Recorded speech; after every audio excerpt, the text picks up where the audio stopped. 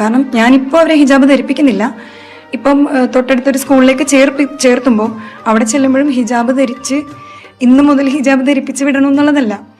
അവർ എന്നാണോ ഇതിൻ്റെ മേന്മ മനസ്സിലാക്കുന്നത് അവരെന്നോട് അത് ആവശ്യപ്പെടുമ്പോൾ, അവർ മുതിരുമ്പോൾ അതിനാവശ്യപ്പെടുന്ന സമയത്ത് അവർക്ക് അതിനുള്ളൊരു സാഹചര്യം ഉണ്ടാവണം.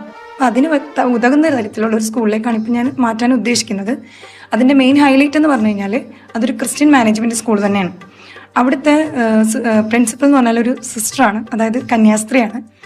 അതായത് ഈ സെൻട്രൽ താസ് സ്കൂളിലെ പ്രിൻസിപ്പലിനെ പോലെ തന്നെ ഒരു കന്യാസ്ത്രീയാണ്. അപ്പോൾ ആ കന്യാസ്ത്രീ ആ മാഡത്തിനോട് ഞാൻ ഇന്നലെ കഴിഞ്ഞ ദിവസം സംസാരിച്ചിട്ടുണ്ടായിരുന്നു.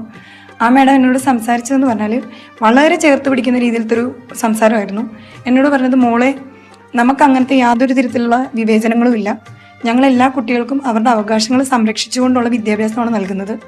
അപ്പോൾ അതുകൊണ്ട് ഒരു തരത്തിലും പേടിക്കേണ്ട ആവശ്യമില്ല, കുട്ടികളെ ധൈര്യമായിട്ട് ഇങ്ങോട്ട് വിടാമെന്നാണ് പറഞ്ഞത്.